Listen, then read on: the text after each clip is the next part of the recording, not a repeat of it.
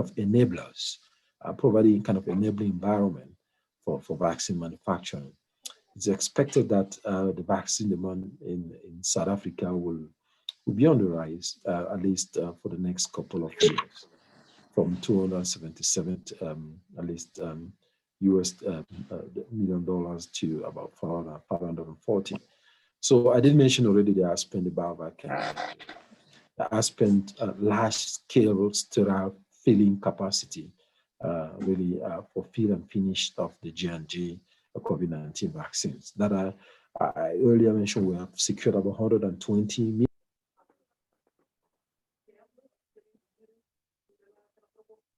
And there's also a livelihood for production on the continent in the next coming month. Okay, so next slide. I think this is Northern Africa, maybe not of interest, but at least here for your information, there's a potential production of COVID-19 vaccines with Chinese and Russian pharmaceutical companies announced after clinical trials conducted in Tunisia. The same with Morocco. There's also a potential with the China National Biotech Group after successful domestic clinical trials. So that is on the vaccine manufacturing. On the regulatory, we have convened a continental survey of, consultations with national regulatory authorities, continental consultation, where we discussed the framework for really unlocking some of the areas for access or deployment of COVID-19 vaccine on the continent. There are 3 key scenarios there I'm going to take you through. We're also going to discuss the reliance to the African Regulatory Taskforce that has been established by the African Union between AUD and EPAD, AVREF, and then Africa CDC. And then lastly, provide some of the enablers for the implementation of the recommendations. So there are 3 scenarios here. The first scenario, you're looking at vaccines becoming available which have received WHO EUL/PQ. And then those vaccines falling within that group, which we're tracking, at least will have a kind of follow the AVRF-led post-EUL joint review process, which is well known by member state. And then the process also will include product in the EU emergency use authorization listing, and then will not compromise completions of clinical trials if they're ongoing. Then scenario 2, becoming a little bit more complex here because those are vaccines that have received approval from one of the several stringent or well-resourced regulatory authorities. And then lastly, those are vaccines with neither received the WHO EUL/PQ, or neither also stringent regulatory authorities approval. So I think this is very important, and we've seen that already. Some of these vaccines have been actually in use. So our recommendation there is that we leverage on existing collaborations at regional level. You have the EAC from Central Africa, the Zanzibar, the ECOWAS from West Africa, and that can be used for national decision making process. We also strongly recommend that manufacturers not meeting, at least not with products falling, not actually falling within category scenario 1 or 2, should approach WHO for EUL, also the African Regulatory Taskforce established by the African Union, and also some of these clinical trials, or at least countries which have actually started rolling out those vaccines, will really pay key emphasis on the phase 3 safety and efficacy data, and closely monitor severe adverse effect, and to ensure that we do not have any issues related to vaccine administration here. So the reliance process, as I did mention, We plan to have a database, we're working on it, with severe adverse event for the emergency use to be established, as well as really working with manufacturers from both the COVAX facility and the APC facility for indemnification and liabilities.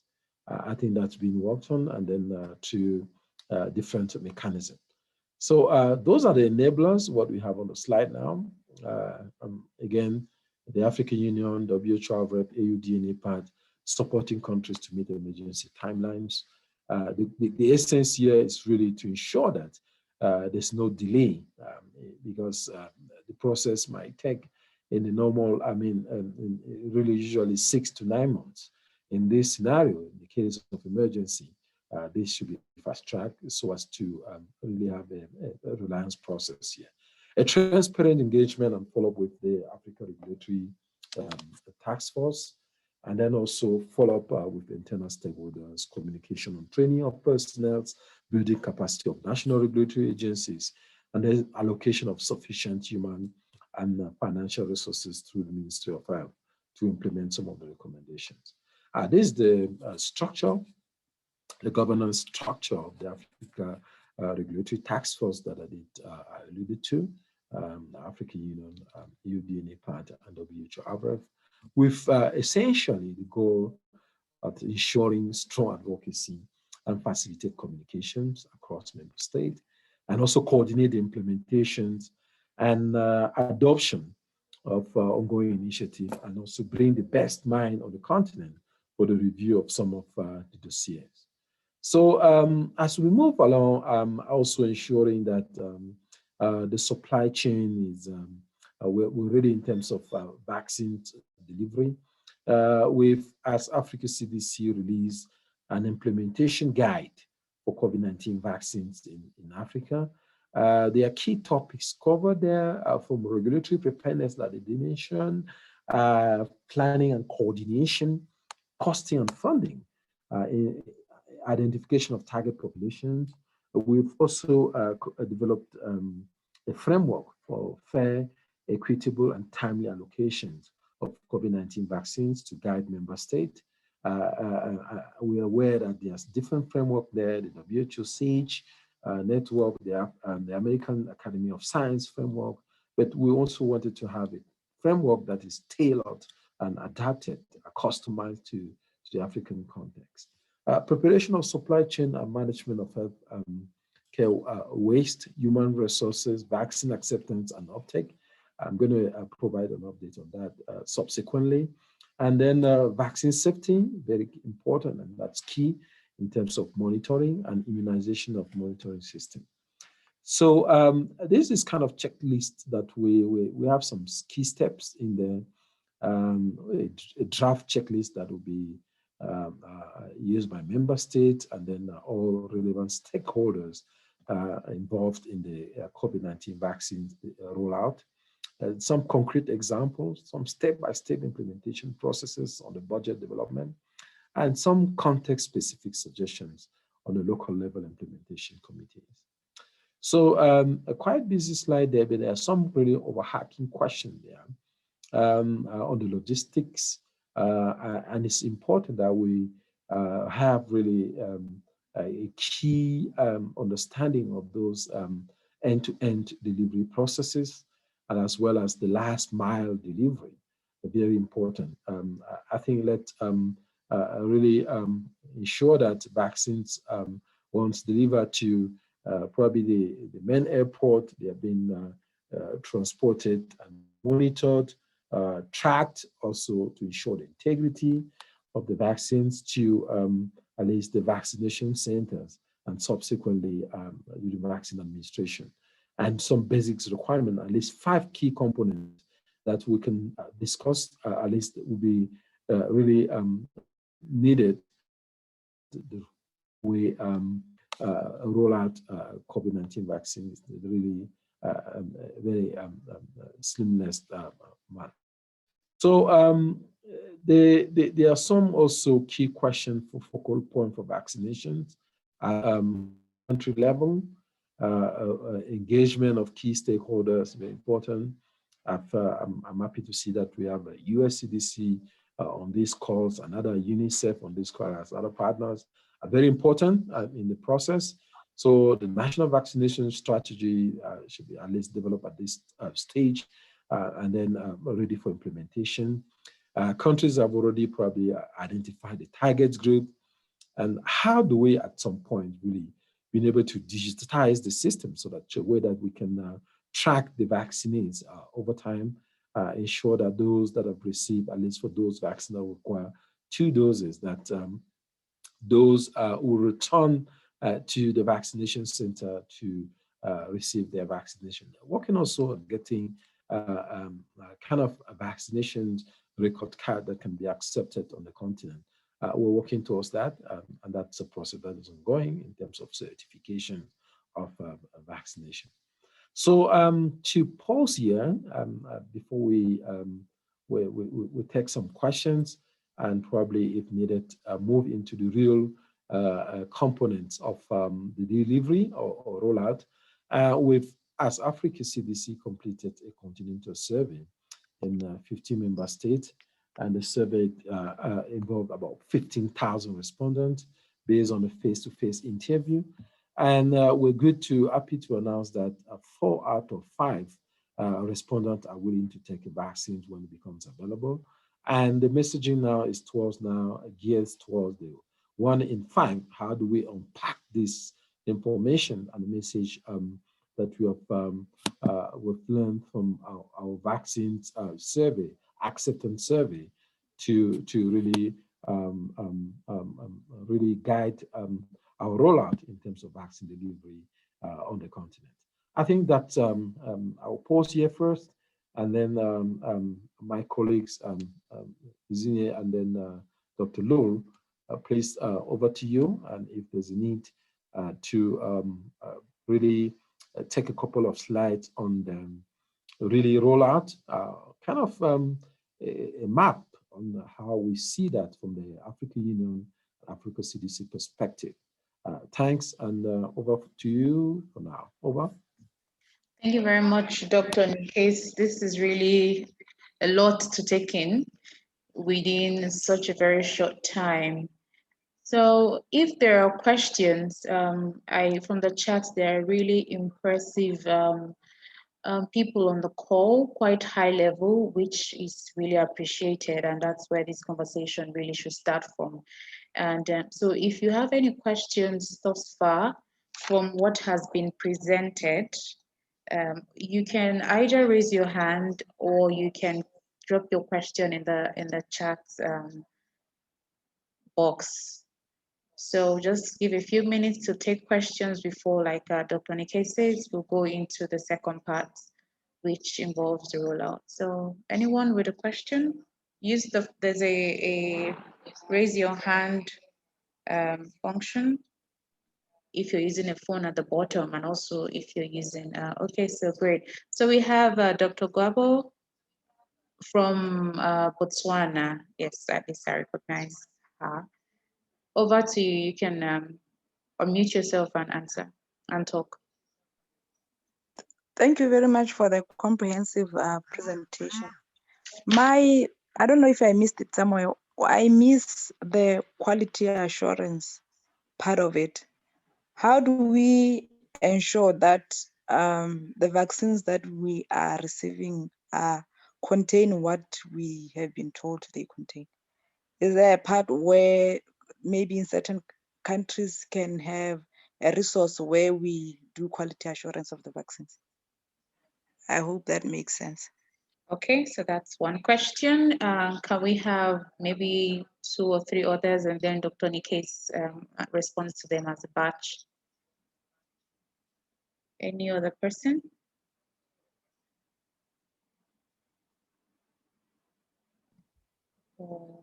Good afternoon. I'm not able to raise my hand. Maybe I could just speak from here if you don't mind. Yeah, so you can introduce yourself and then you can. Yes. Yes. Hi, Ndembi. This is Madisa Mine from Botswana, the National Health Laboratory. My question is just post-marketing, where you're dealing with issues of pharmacovigilance, data sharing of the adverse effects. How do we, because these vaccines have not been in the market for a long time, and as we move forward, we have to document those adverse effects. How do we do data sharing in terms of adverse effects on, because if it happens in one countries which are currently vaccinating, we may be able to look out for those kind of effects in other countries. Thank you. Okay, thank you very much, sir. Any other question before we give it over to Dr. Nikes to respond?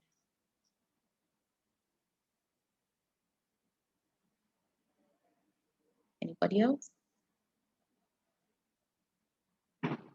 Okay, so no. So Dr. Nikes, you have two questions, one on quality assurance on vaccines, any results for countries to be able to ascertain that what is said is in the vaccines is actually what is there. And the second one is on pharmacovigilance, looking at data sharing on adverse effects among member states in the on the continent.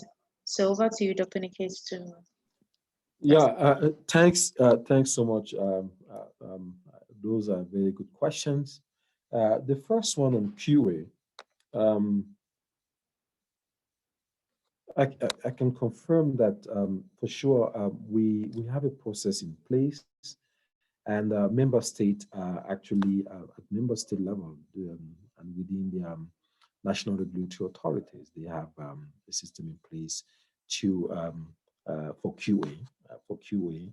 And also, I didn't mention that we did really an extensive survey in mapping out at least the key barriers in terms of regulatory to ensure that from the port of entry to vaccines to vaccine administration, looking at pre and post market authorizations, as well as in-country level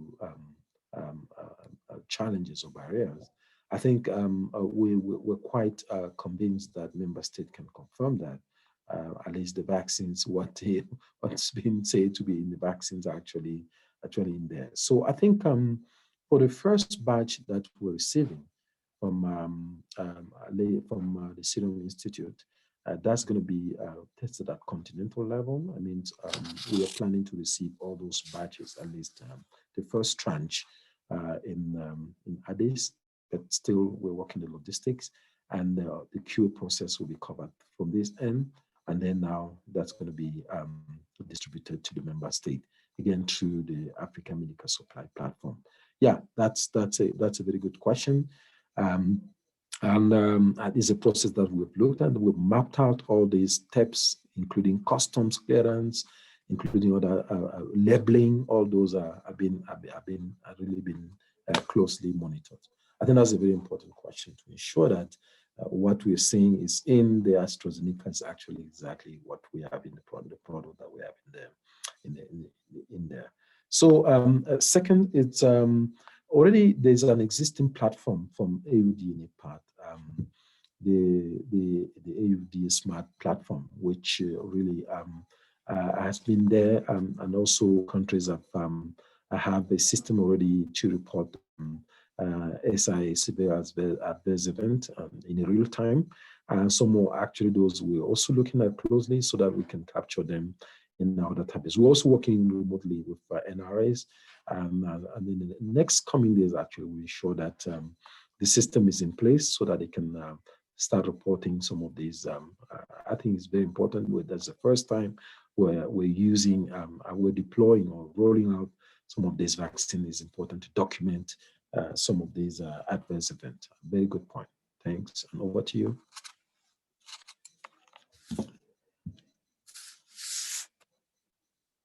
Okay, thank you very much, Dr. Nikes. I hope you, Dr. Gaboni and Dr. Marisa, your questions have been answered.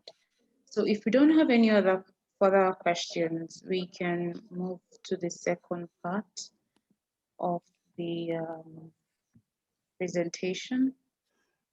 Yeah, thanks. I think let's move because I'm expecting more questions. Yeah, so I want to just put it off. It's quite straightforward. Yeah, 5 critical components for COVID-19 vaccine. First, quite clear, ensure that we have a national deployment plan. I'm sure Marosapi, we have high-level representation on this call. Coordination Administration Center with storage facility. Let's say the country is expecting to receive about 1 million doses. Are we ready? We have a warehouse, we have storage facility in country to be able to actually, where we can actually store these vaccines at appropriate and then storage condition. I think these are the questions we start. I think those are part of component in your national deployment plan. Then transportation logistics to vaccination centers, because we're going to move them based on the really the rate at which these vaccines have been administered and the rollout successful implementation of the rollout. Then establishment of vaccination centers. Do we, let's say, really, if we have a really very simple example, you would take, let's say, Lusaka, for example, it's expected probably that maybe 50% of your cases will be in those large cities. How many vaccination centers you want to have in those cities? I think that those are the questions probably you have. You have 10 mega vaccination centers. You're going to ride on the hospital and healthcare facilities to do that. I think those are the points that we definitely expect that member states have already addressed that key component. Then the mobilization of ancillary supply. The vaccine is one thing. Then vaccination is another component.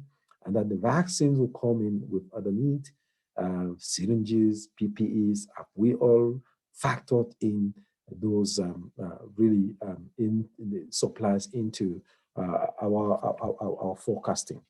Then lastly, community engagement. Very important that we have the vaccines and we also have people that are really, the community engaged in the process in terms of acceptance and then of the process. I think it's very important, and that's why that survey that I did mention was a key step towards that. Vaccination, and also engaging the community, or religious leaders, and all those are part of the process. Key opinion leaders, and then celebrities, and all those. So if you have a case of a hub city in Africa, I did mention maybe it could be Ethiopia, Addis Ababa in Ethiopia, or Lusaka in Zambia. So let's probably look at this together. And the aim for Africa CDC, the goal actually, is to vaccinate about 60% of the population within 24 months. So let's say the vaccines have been delivered to the Bole International Airport. You need a cold chain transportation logistics in place. At least remember, it could be vaccines that require ultra cold chain. And please, the narrative on which we cannot really, in Africa, have been able to roll out some of these vaccines, please, we want to change that narrative. It's doable.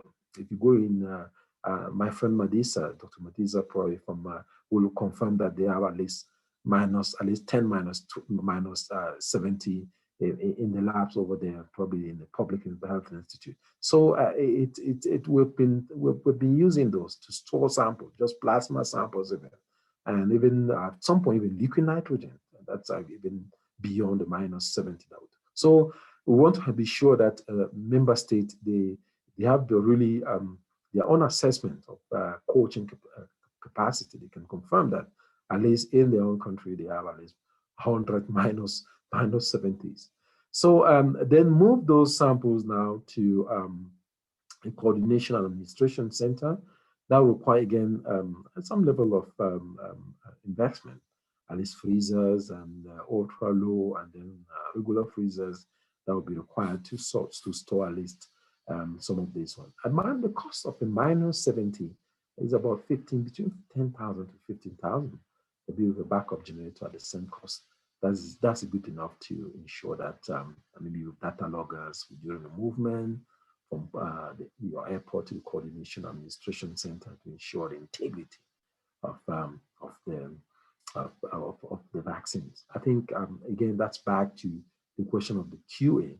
It's also important when the vaccines we do have that QA process during delivery, but during the cascade, that flow, we also have to ensure that the integrity is preserved. So then between the coordination center and the vaccination centers, again, I will require some transport to the transportations of the vaccines, either those ones that will require like the Pfizer or Moderna, regular freezers, really 2 to 8, and then ultra deep if that will be required to be stored, at least for those ones. Again, that is, you can see the cost associated with that. Then the establishment of the vaccination centers, we need sufficient vaccine storage capacity. We need healthcare workers that have been trained, sufficient ancillary supplies. You can have the vaccines, but if you don't have the supplies, there's no vaccination there. The IT infrastructure to be able to cover some of those requirements we mentioned in terms of digitalization of the process, in terms of monitoring adverse events. It can be done in real time. As I mentioned, there's already a platform established through AUD and AVRF and partners, and we can just ride on that one for our COVID-19 vaccines rollout. Then the healthcare workers, the good news here, and which I will expect you at also regional level to coordinate this effort. We are planning training of healthcare workers in the next coming days, not weeks, and that will require really your participation and for nomination of your at least that's it. That will be a TOT training at least for that exercise. Those will be trained on really key elements involving the vaccines that are going to be used. What do we have there? What are the requirements from the manufacturers? Some basics on the vaccination, some vaccines, contraindication and precaution, how the vaccine should be stored. All those that will be within 4 hours, because we expect that we're all busy during this time, at least half a day to cover at least 10 modules from a team of experts from Africa CDC, Africa Union, the Emory University, Washington University, as well as Brown University. I think this program has been finalized, and we'll reach out to you. But again, that's why the regional office is there.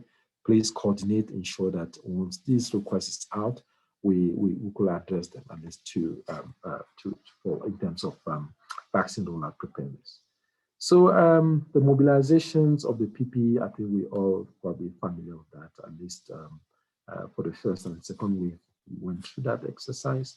And this is what we planned it. I mean, the vaccination card could look like, at least for vaccine required 2 dosages and then doses. You can see that, and then the date, and then also this can be linked to the phone number in terms of tracking at least for the second dose, some of the vaccine. Then the community engagement, I did mention, you have to engage the community, to ensure that the rollout is really successful here. Political, religious leaders, influential leaders, what are called key opinion leaders, we have to communicate, connect with the community, and they identify some community concerns before disseminating communications. I think those are the key points that I needed to bring to your attention. Thanks, and over to you. Okay, thank you very much, Dr. Nikes. Is there another part to the presentation, or this is all of it? That's all of it for now, to allow discussions and also take questions from the team. Over. Okay, great. So we have some people who are putting their questions in the chat box. One is there's a request for you to share the presentation. I hope this is possible, so you can share with me both presentations, and I can send it to usual people and as well as the EPI managers. And if there's anybody new here who wants to get a presentation, just put in your email in the chat box directly to me. Then the first question is from Lesotho. Kensing from Lesotho says, is the implementation guide for vaccines accessible through online platforms? So this information Is there somewhere people can click online and download and go through? That's one question. The second one is from Botswana. Boitumelo Tau says, please talk about the representation of African populations in clinical trials of vaccines being developed, which is particularly critical as we continue to see variants that emerge with efficacy implications. So for now, those are the two questions. Okay, there is a third one. Do you think administering one dose and increase the coverage instead of 2 doses will be an approach to check? As for AstraZeneca, the interval between the doses is about 2 to 3 weeks. Okay, so Dr. Nikes, you can take the questions, these first 3. Yeah, I think let me start with the last one. I think that question is extremely important and relevant for on environment. I think having preferentially at least a vaccine, a single dose vaccines will be really a game changer here. So as to really minimize the rate of loss to follow-up. So you can definitely agree with me that those that have received the first dose are somehow unlikely to be actually returning to the clinic for their second dose. So that could be, I think, the limitation of those vaccine, the vaccine with 2 doses. So I think, yes, that is one. And then the second, the implementation guide, I'm going to share that again with you, the region, so that you can disseminate that. It's available. It's ready. It's for, really, I can say, for consumption. So we're going to share that again. That will be part of the document the materials I'm going to share with you. So yes, we have been part of, we have been in, as I mentioned, we have identified map out clinical trials. There are sites that are really been involved in clinical trials.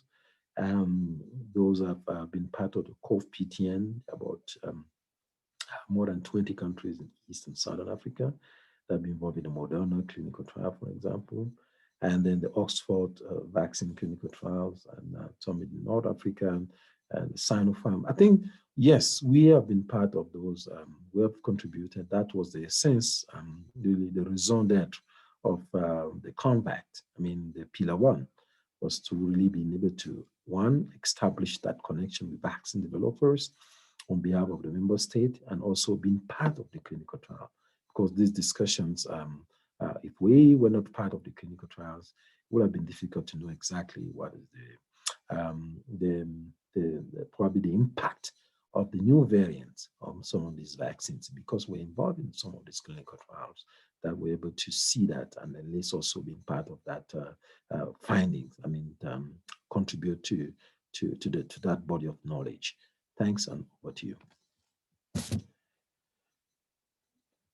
Well, thank you very much. I also want to add, actually, we presented this yesterday during our article.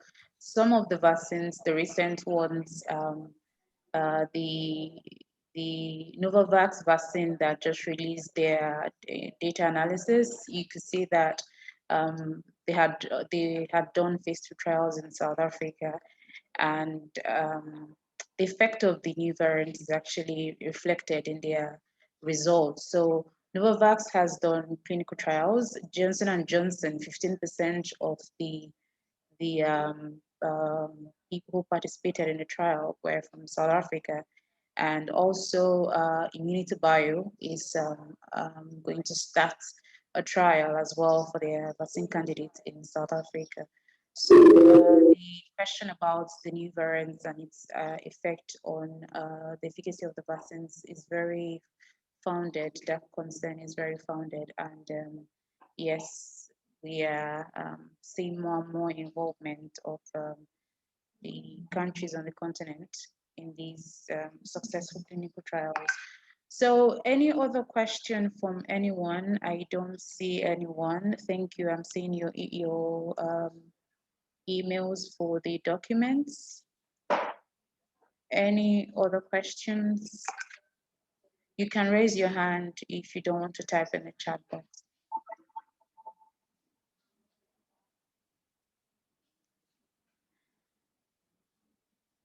Nothing else? Okay, so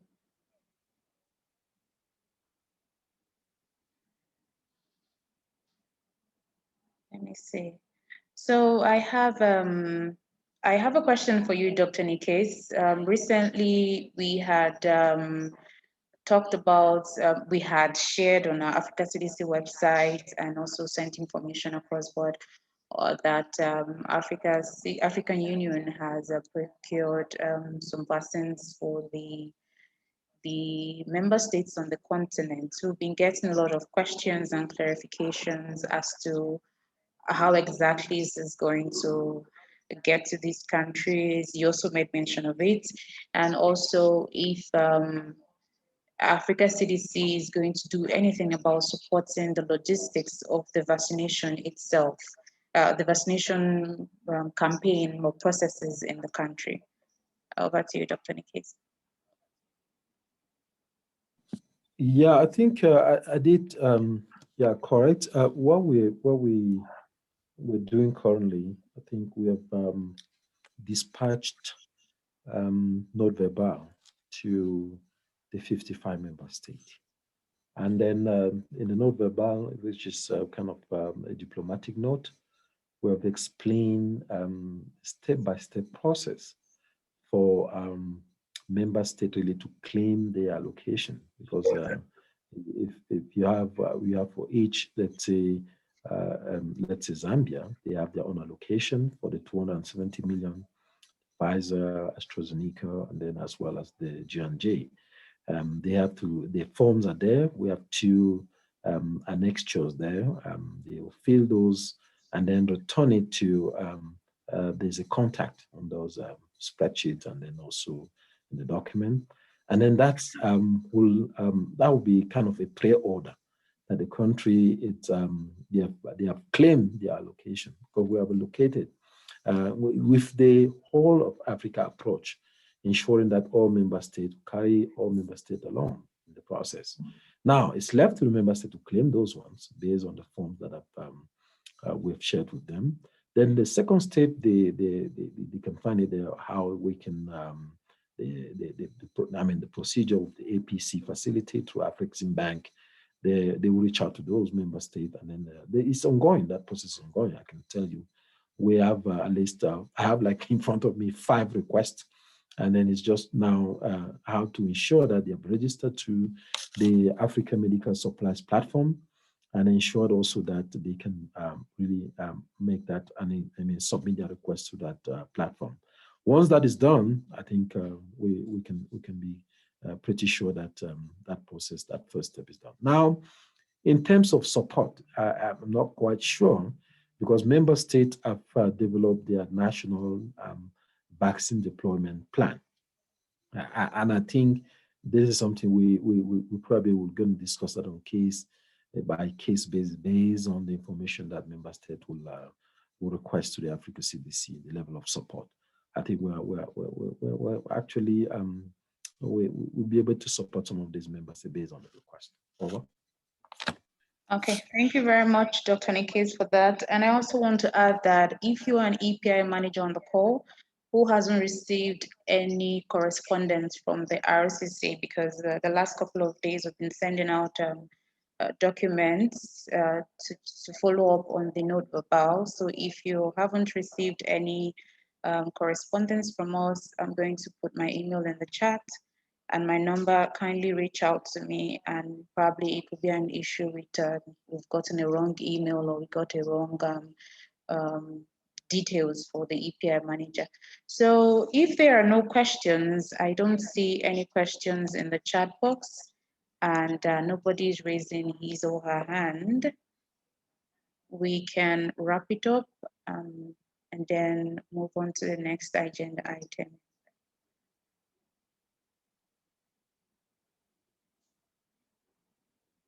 Okay, so nothing. Dr. Nikes, thank you so much for bringing out your time to have this conversation with us. Do you have any last words before we wrap up the session?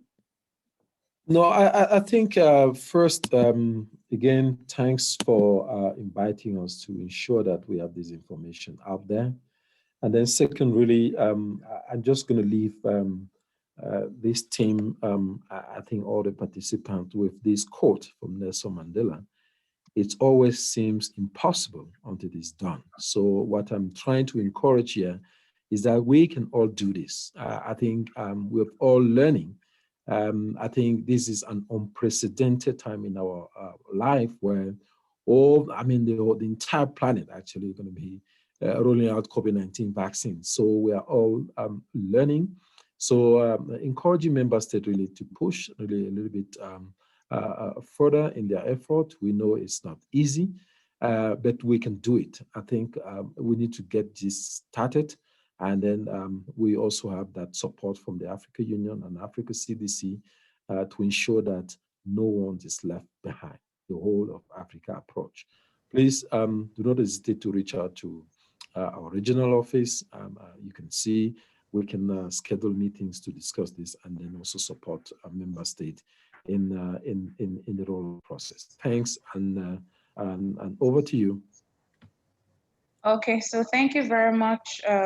Like I said earlier, we have the regional coordinator on the call, and the next agenda item is actually he's going to spearhead that to just talk briefly about the RCC launch. Dr. Lul, over to you. So please drop your emails if you want the documents, and if you have any questions, I've put the RCC details in the chat. You can reach out to us via email, or you can call my number, or leave your emails, and I will share the documents once they're available. Over to you, Dr. Lou. And thank you so much, Dr. Nikes, for the time. Okay, the case is still online. Yes, he's still online. Well, just let me see this opportunity on behalf of the Southern Africa RCC to express my sincere appreciation to our colleague, Dr. Nikes, for providing insightful information that the member states truly need. And also I want to thank all the member states that had an opportunity to join in today. I think you have seen and you have heard all those informations that show the dedication and the commitments of the African Union, Africa CDC to provide the best they can under a very difficult situation. But it's not going to happen alone. It's going to also need your commitment, need also your dedication to take some action. Listening to these presentations, they have provided a very well detailed, simple way on how the member state can be able to access and benefit from the available resources, either from the costs. I believe Nikes has put it that all the cost of the vaccine is 50% lower than the actual cost from the manufacturers. The quality regulation, like also has been put in. African CDC technical experts have been there from development of the vaccines to the clinical trial to all this regulation. So it's so important that we benefited from all those great ones.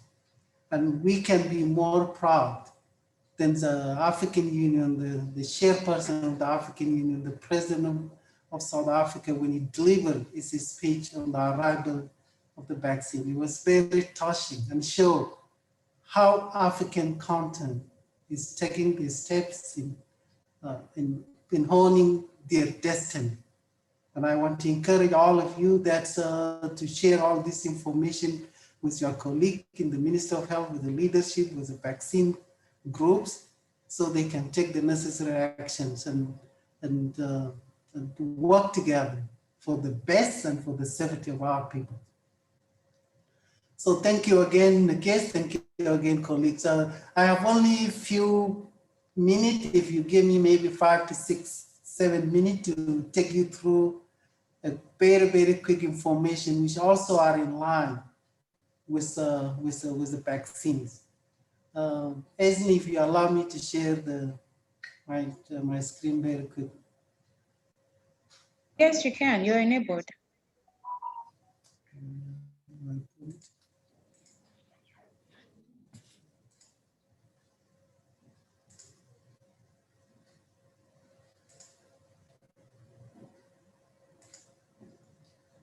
So this colleague is going to be very, very brief. Can't see this.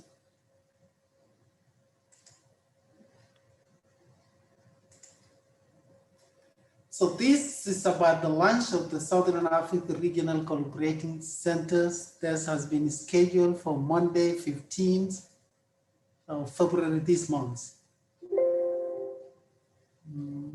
So the objective, like you see them on the screen, is threefold. One is to operationalize the Southern Africa RCC. Africa CDC has 5 RCC. This particular one is in Southern Africa, in which 10 countries of the Southern Africa are involved. So RCC has been in operation for the last 3 years. But this year has been substantially staffed, and also is the year that the African CDC celebrating its 4th annual anniversary, which is very, very important, reflecting in some of the accomplishments that the African CDC has achieved in the last 4 years. So they believe it would be a very good opportunity for the Southern Africa to be launched within this particular period. So to make it really, really operational. The second objective is just to discuss key priorities of the Southern Africa region. There will be a discussion on what are the real health issues in this region. Also, it will create an opportunity for regional opportunity for policy dialogue, and also have a discussion and agree on some of the critical public health issues. The last objective is just to promote regional collaboration and partnership and coordination in context of COVID-19 and also beyond. Even when the world managed to contain the outbreak of COVID-19, there will be so many other health issues. As long as we are alive, there will be always health issues. So this region need to have that discussion. It's very sincere to see how they can be able to work together to address those health issues that will come. And that's why purposely the theme for this line is ensuring effective preparedness and respond to current public health threats in contact with COVID-19 and beyond. So these are the outcomes we are expecting, that Southern Africa RCC will be launched, will be operational, and also some of the technical committees that have been formed from the member states to be also operational, including Technical Advisory Committee, in which the Republic of South Africa has been honored, elected to be the chair. And also Southern Africa has the RCC mandate and structures, including the role and responsibility, also will be shared with the member state to have a better understanding of why these bodies exist. Also will coordinate across the regional border, promoting and strengthening the timely information sharing, including this ECO forum, as was intended in how to share the information, which are very, very important and are being shared by the people who are like-minded health professionals with one purpose, one goal, safety and well-being of the people. And that's why there must be no limit. When we are in this forum, we discuss as one people, even from different countries, different backgrounds. We have one purpose: safety, well-being of the people in this region. So this one is it's not going to be important, but the organization of the meetings, like I said earlier, the meeting will be only 1 day, 3 hours, will be held virtually. Most of all of us are invited to tune in virtually. It's going to be on Monday, February 2021 from 9 hours to 12. Only 4 good hours. Lusaka times. It happened that you outside this time zone. So most participants are the Minister of Health in this region, permanent secretaries, directors of National Public Health Institutes, also head of surveillance or disease controls in the member states. So it's a broad. We also have a team from the Africa CDC rapid responders in these regions, also member of a technical advisory committee, other partners that are in Zambia and also beyond, outside the Zambia. All of them are invited, representative of academic institutions. Excuse me. Also representative of the Center of Excellence that are located in Southern Africa regions, various technical groups that has been formed from biosafety, biosecurity technical working groups, also member of the Provisional Technical Advisory Committee that I referred to earlier. All of us will be invited, and let's hope that you will get time to participate. So this, in short, the invitation for the Southern Africa RCC launch, again, is going to be on Monday, 15th, from 9 a.m. to 12 a.m. in Lusaka times. And I can emphasize enough that your presence is so important that you will be informed, you will be updated on why the Africa